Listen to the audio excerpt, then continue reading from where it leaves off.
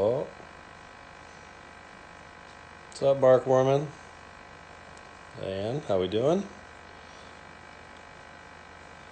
See if Grant can figure this out. This is very technical.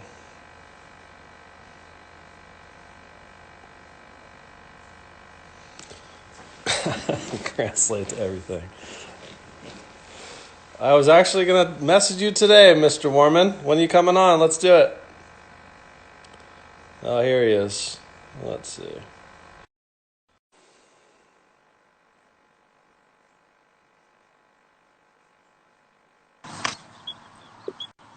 Hey, you're sideways. Yeah, is that better? That's better. Yeah. All right. I'm trying to figure it out because like in the cart. All right. I Is think that a that'll title? work. Is that a Titleist hat? You think you could put on a Yeah. Callaway hat? A what hat? A Callaway hat. No, no, no, no, Oh, okay. That's no. against contracts. Okay. Good deal. Yeah. Are you out at Miramar? Yeah, I drove out to like our nursery greens. It's nice and quiet over here. There might be a few jets that take off during this, but we'll see. Okay. Well, it seems like you got good Wi-Fi too, so that's good. What have you been up to? Just living at home, buddy. Yeah. I've been here forever. Yeah, we're all doing that. I'm ready to get out. Yeah. I've been taking the boys over to Mission Trails to the putting green a couple times this week. We Yeah. went on Saturday afternoon, and then I took them over yesterday morning. It's pretty fun. They Nice. love it. They sure seem into golf. That's all day, every day. They love it. That's so cool. Yeah. That's awesome. How old are they now? They'll be 2 in June. Wow. Yeah, Goes fast, huh? it goes super fast. I can't Yeah. believe they're 2. I I mean, can't believe that either. it's like crazy. That's Oh, nuts. here comes a helicopter. You might be able to hear it. I hear it. Yeah. Well, let's get into it. So, Yeah. when did you start golfing?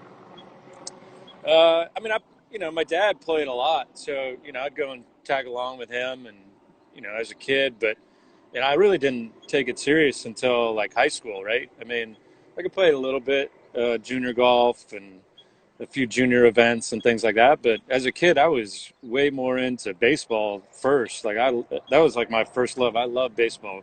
Yeah. My dad used to say, when I was like 2 or 3, I'd just sit there and watch like the entire Dodgers game, like wouldn't get up from the couch, just sat there and watched the entire game, and That's I crazy. could I could mimic like all the like Ron Say's swing and Garvey's swing, and I had it all down pat, and would just put the ball on the tee and hit it and go and chase it and do Yeah. all that. And that's what my boys are doing now, right? They're doing it with golf, and Yeah. they were doing it yesterday. They were baseball, and then so I played baseball all the way up until like sophomore year of high school, uh, and then I played basketball too. Like I love basketball. Played basketball, starting in 5th grade, and loved playing that. So those were like my two like main sports growing up. But we play AYSO soccer, and we just did everything, right? And Yeah. my little brother Garrick, he's on here. He's probably listening to this, but I Yeah. mean, we would just play in the backyard, right? Make up a bunch of different games and things like that. And so a lot of that stuff, grew into the golf, which was, helps, right? Like Yeah. as we're learning with PGA coach and stuff like that, the more sports that you play, the better off, you know, development wise, Yep. you're going to become, right? You become Yep. more of an athlete than you do just being a golfer. So I started taking it up, serious more like in high school. And then from there, baseball, I couldn't hit anymore because I couldn't see the ball. Oh. So if you can't hit in baseball, like you don't get to play, right? So I was like, I was a catcher. I was pretty good defensive catcher, but I couldn't hit. So in high school, they got the DH, and when they start DHing you, and you got to go stand behind the plate and get beat up all day, and you don't get to get up there and take some hacks. Yeah. Is like, dude, I'm over this. Like, nope. So That's like funny. junior year of high school was like, I'm gonna play golf in the spring. Yeah. Uh, so, basketball was like, the fall. We played on the basketball team, and I didn't really play. I mean, I was on the team and got a few minutes here and there, but we had a Yeah. really good team, and that was fun, and I loved it, and I learned a lot. I mean, Coach Singer, he's a legend in Helix. Hmm. Thousands and upon thousands of wins, and But the thing that he taught us the mostly was no matter what you do in life, like you have to compete. Like you have to. Like Yeah. you're not going to get anywhere. Like you got to compete here every day on the basketball team. We got to compete in games. But when you get out in the real world, a lot of times, this is it. You guys aren't going to play any more baseball or basketball, So you Yeah. got to take these competitive skills that we're learning amongst each other, and you got to apply that to life. So, that was huge, especially from a golf standpoint. When I started taking golf seriously, it was like I fall back on a lot of those competitive principles that I learned from him and learned from that team and stuff like that. So, yeah, once I started playing a lot of golf in high school and stuff, it was just like, this is what I'm doing. I love it. Yeah. So then I got a job. I got a job at Balboa. My dad's friend, Mike Wynn, he was the head pro there, and he gave me a job and, pulling the carts and picking the reins and stuff like that. And he said, you know, you don't get any benefits. And I was like, dude, I just want to play golf. And Right. he goes, oh yeah, you can do that all you want. You can hit balls and you can play and you Yeah. can do all those things. And that's where it was. That's where I started, right? So it was just like every day. And so I'd work there during the summer, and when I wasn't working or I had a day off, like I'd show up at Balboa at like 4 in the morning, Wow. right, and put my name on the list and just go and play as a single, right? Because you had to get there early because they'd start lining up the bags, and if you didn't get there early, you couldn't play till like 7 o'clock. So it was like, so I'd get there at like 4, and I'd be like one of the first few groups out, and I'd be done by 11 and go home and Awesome. do that stuff. So I did that like all the time, and then from there, he got transferred up to Carmel Mountain. That's probably when you and I met because I Yep. started working up there, and Yep. that was great. You got guys like Jeff Vance and the Schmidt brothers and Rob Chase and all these guys that we played with, and they were all you guys were all way better than me, right? So it was like that was the That's challenge. It all I was like, remember. I remember being way better than you, and then all of a sudden we started playing a lot, and you were way better than me. well, yeah, but that was like the thing, though. I mean, that's how you got to get better, though, right? I mean, you got to Yeah. go out and seek and find the best players that you can play with and see what they do and see how they do those things and take a little bit of here and take a little bit of that and try and do this shot and try and do that shot and Yep. but that was just the competitiveness, right? I mean, Yep. it was like I got to get as good as these guys because they're like super good, and like if I can get to their level, like that'd be a lot of fun. So that's where from there went over to Steel Canyon, and it was the same thing over there, right? Like Alan was there, Alan Shearer, and Jared Jenkins was there, and uh, Taylor Erkman were there, and Paul Spangler, and Mike Fernandez, and it was the Great, same thing. Like great we'd players. all, we'd all work, in the morning. We get there at 5:30, and we work till 1, during the summertime with the carts and stuff, and doing everything. And by 1:30, we're all on the golf course playing golf until the sun went down, right? And so, some days we'd play 18 holes. Some days we'd play 36. Some days we'd play 54. It was just depending upon what was going on, right? I mean, Yep. and you just play and play and play and play. And then, that's all I did. Like, we never really, like, practiced or went to the range. Like, we would Yeah. I hit don't. balls and stuff. My But, recollection of you practicing is very little. yeah, All I remember is you playing golf, getting better, and just that's what you did. yeah. I mean, Yeah. and that's, you could go to the range, like, if you wanted to, if you needed to tweak something or figure something out or, get your rhythm back or something like that, I would do that. But, it was always, if you're going to play golf, go play golf, right? I mean, Yeah. you can sit on the range and hit 60 balls and hit them all perfect, but then, you get on the golf course, you got different wind condition, you got a different lie, it's out of the rough, and Yeah. just being able to, figure out and see all those different scenarios, right? And you learn from them and say, oh man, last week I had this lie and I overflew the green, so I'm going to go one less, and now it's perfect. And it's like, Yep. now you just got that in your toolbox. Like, okay, every time I see that lie, I can recognize it and I know, and it's like, boom, okay, I know exactly what club I'm going to hit out of this and the shot I'm going to play, and all that comes like Yep. super easy, right? And it comes super quick because you see it and you do it and you've done it before, and you just, you feel that you go on those past experiences, and Yeah. it just, you just putting all those things in your toolbox and being able to pull them out when you need them and do it. So that's kind of how it all started and how it's been. So how quickly did you start shooting under par then with this formula? Uh, I didn't shoot under par until I was at Steel Canyon. Okay. So it took a So while. the I Carl mean, Mountain Ranch time, you never shot under par I there? would have, I'd get like 9 holes, like one or two under, but then, fall apart in the back. But I remember that, it Well, was, I was just killing you then. yeah, I know. Yeah. But then once, it was at Steel Canyon and we were playing, I think we played Ranch and, which is now Vineyard, right?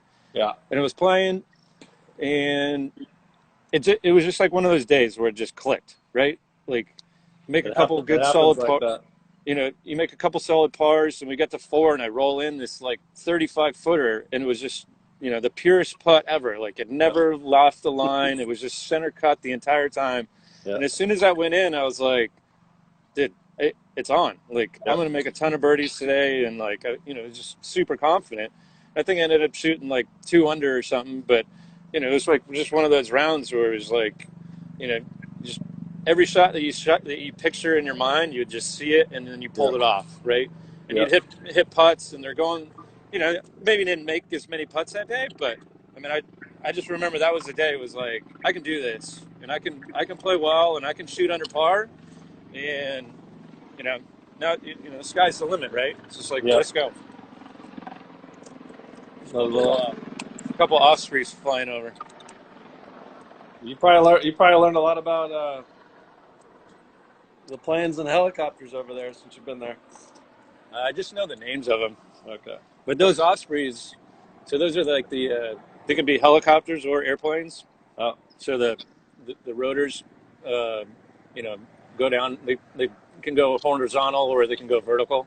that's Every pretty time those cool. guys come in from the west, they turn right over my office, and the whole building just shakes. Oh, It's jeez. like I've talked to a couple of them, like, oh yeah, we know what we're doing. It's like, yeah, coming in, Tough to get all that paperwork done when you're doing that.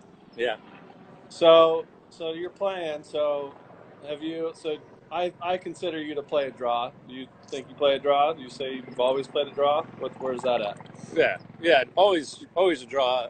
There was a time where when I was working at Fairbanks, I was trying to like incorporate like maybe like a little bit of a fade shot, and I tried it for a while, and it was just like it was just like constantly like working, trying to get it in the right spot and doing all that stuff. And then one day I went to the range and I just started just swinging, and it was just these tight little draws, and I was like, why am I doing this? Like I'm just gonna do this, and that's all Yeah, I'm gonna do, And it's like that's it. Like yeah.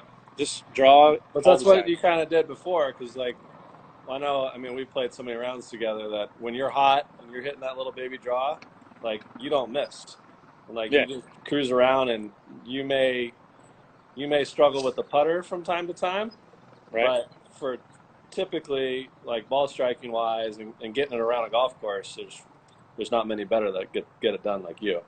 But Yeah, and that was like when I was playing more competitive golf.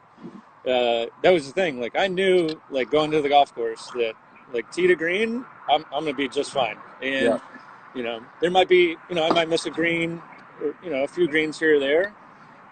But if I get it up and down, then I'm fine. So it's always like if I make a couple putts and I get the confidence with the putter going, it's like it's going to be in the 60s, and if I don't, it's going to be around par if I don't make anything, right? yeah, Because you know you're gonna you got to Rob Chase told me one time. I remember when we were playing at Carmel Mountain. He goes, "Dude, I'm going to make a birdie at least every round because I'm going to just stuff one that's a no-brainer kick-in birdie.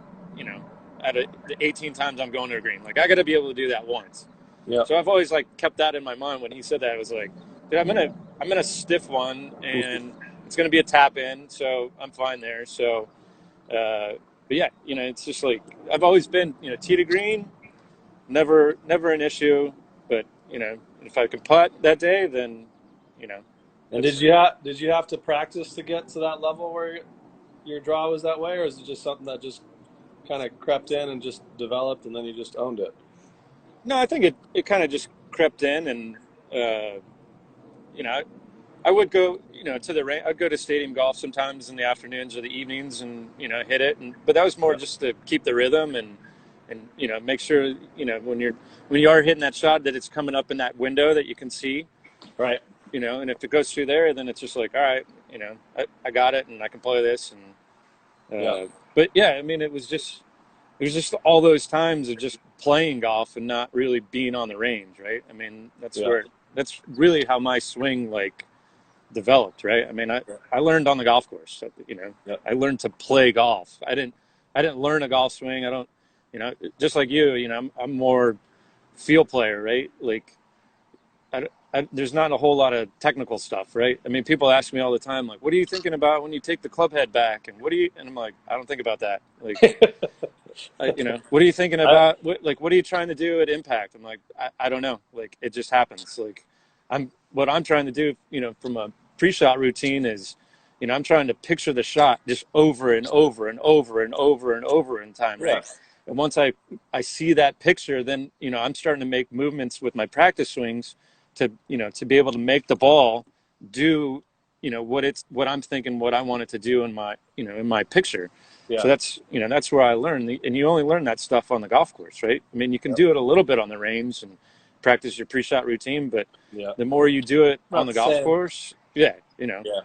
So, and that, the other thing too is, when you play that much golf and you're as competitive as I am, or where I was when I was growing up, is you develop like every round you play is like a tournament round, right? Yeah. Because you don't want to lose, right?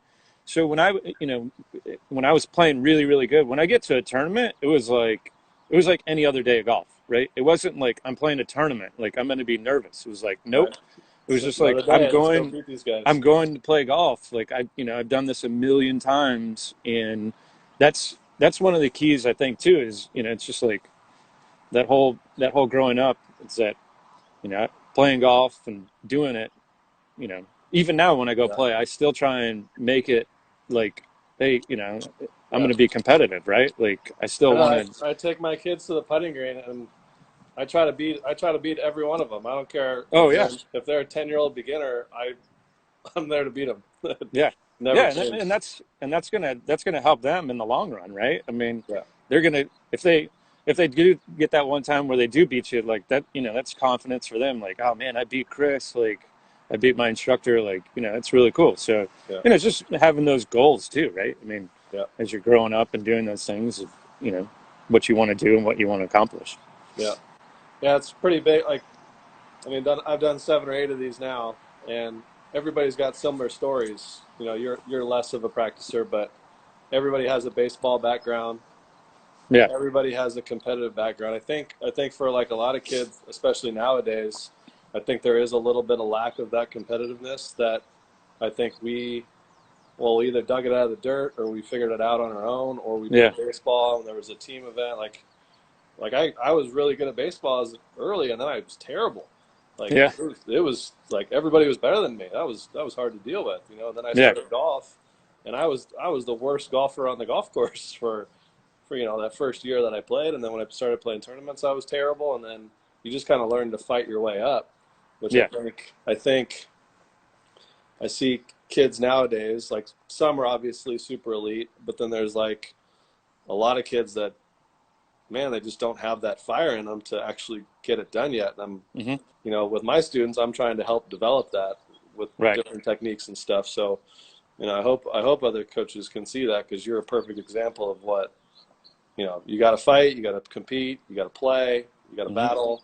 It's not yeah, just how pretty is my golf swing because I can turn on Instagram after this call and go through and see millions of pretty looking golf swings, but yeah, their scores don't always really relate to how pretty they are. And I'll yeah. take your swing because your rhythm's pretty and you got funky grip, Hey, but you can get I it mean, done. that's just what it is. I Yeah, mean, that's just awesome. it's just who I am, and it's too old right now to go and try and change it, right? Like, I'm not gonna go and reinvent the wheel, right? Like, Right. this is what I got, this is what I know, and that's what I'm gonna do. And a lot of times, I tell my buddy Alan all the time, like, I'm semi-retired now, right? Like, Yeah.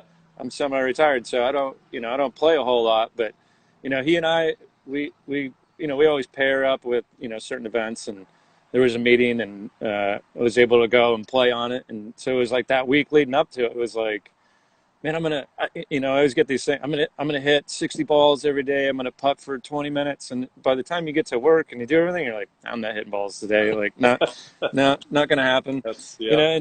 And we went out there, and we ended up winning. It was a ton of fun, and it just, those competitive juices come back, and lean on each other for, it's a floor ball thing. So Yeah. it's just like, you get up there, like, and it's funny because I was on the range, and it's packed, right? I mean, there's 120 guys, Yeah. and at El Nagal, and the range is, tiny, right? So, Yeah, very tiny. you get up there and you're trying to get, loose quick. So it was like, who knows where this ball's going? You're trying to figure it out, and you just get loose, and you're just like, all right, let's go, And we got on the first tee, and we both hit good shots, and he rolled in the putt, and was like, all right, like, it's like, so it's like riding a bike. Don't you think that comes to a huge advantage for you? Because if you are like a super technical player that I see a lot of kids or players are nowadays, right? I don't think they could roll up to the range like that and figure it out in 5 minutes, because there's gonna be a problem. The ball flight's not gonna match up. They're gonna have to search through a database in their head of what might be right. Like, you have a much simpler way just to get it done. So when was the last time you had played a tournament? That was the last time. No, oh, before that? Yeah. Oh wow. It was a while. I mean, it was probably, man, I can't even remember. I'd have to look back at the, So I mean, that was this year. So I don't know, man. I don't know. Might have been like, no, I didn't even play the section championship last year just because it was too far away. So were there thoughts when you were playing? Are there thoughts that, is it all rhythm based? Is it all visualizing? Do you brush the grass with your swing? Is there anything in your feels that let you know that you're going to hit a good shot?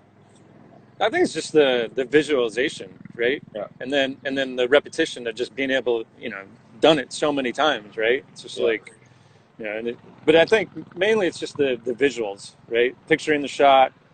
Yeah. Well, it's first. I mean, it's just, it's the whole thing. Like, you got to be in it, right? You got to react to the elements, right? I mean, we play outdoors, right? So you got to know where the wind's coming from. You got to know how much the wind's coming. And you got to take all these things into account. But these things, when I think about it, it's like instantaneous, right? Like, I know, okay, the wind's over here, it's quartering in. All right, that's this much. It's a half a club.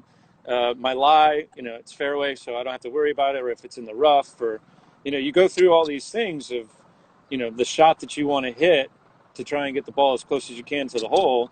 Yep. And it all happens instantaneous, and it's because you've done it so many times. These things they become natural, right?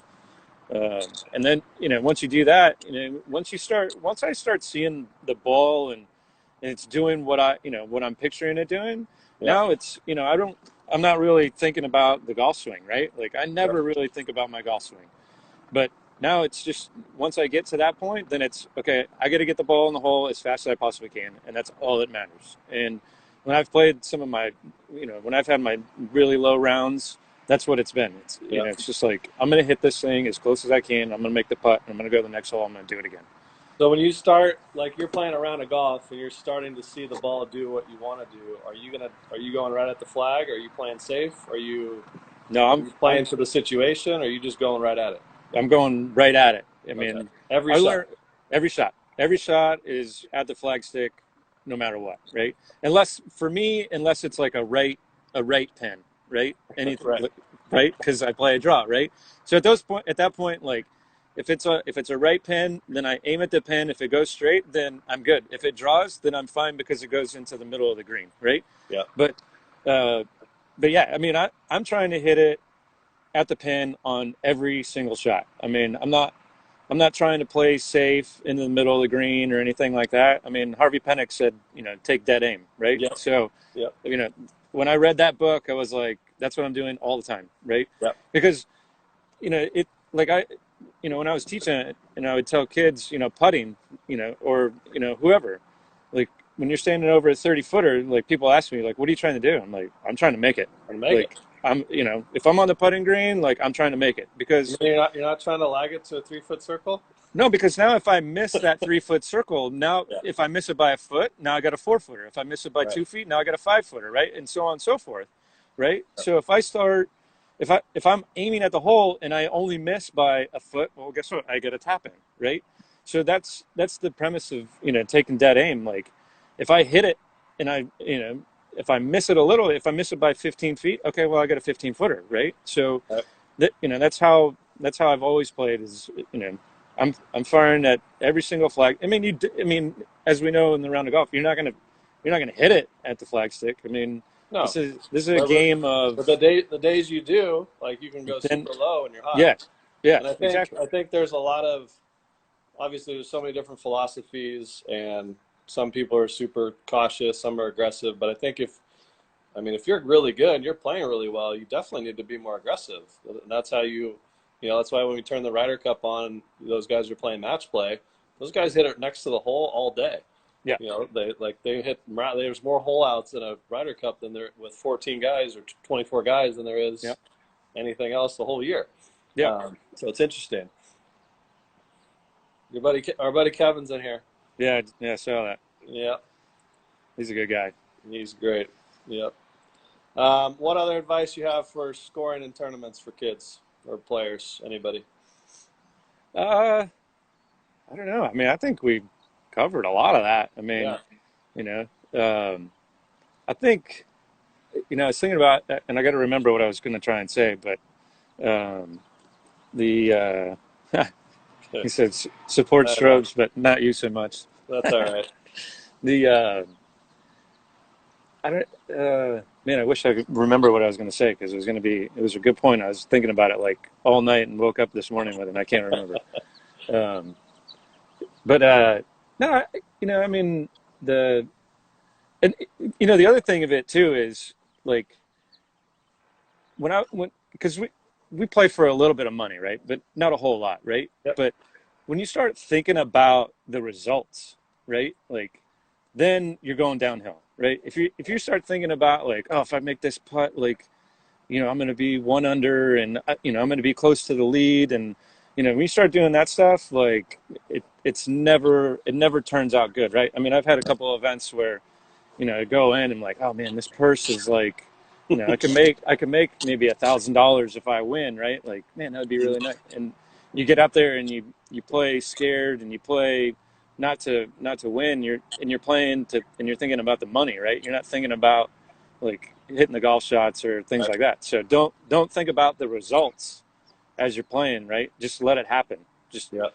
the more that you're in the moment and in and understand what you're doing, the better off you're going to be, right? Like they say all the time, like get in your little bubble and just Yep. have as much fun as you possibly can, right? But that's the other side of it too, right? You can be in that bubble and you can do those things, but this is a game of sportsmanship, right? So you still gotta display that and do those things and things like that. But the more that you can think about yourself and not think about your playing competitors, the better off, right? Like Yep. when I'm playing good, or even when I'm playing, like I don't really care what they're doing. Like I really don't. Yep. I'm not trying to keep track of what they're shooting or how they're playing or anything like that. There's just the people that are they get to watch me play, right? Like I'm going to show them like, hey, this is how you're supposed to That's play how it should golf. be for sure. You know? Yep. No, that's So all great advice. It's awesome.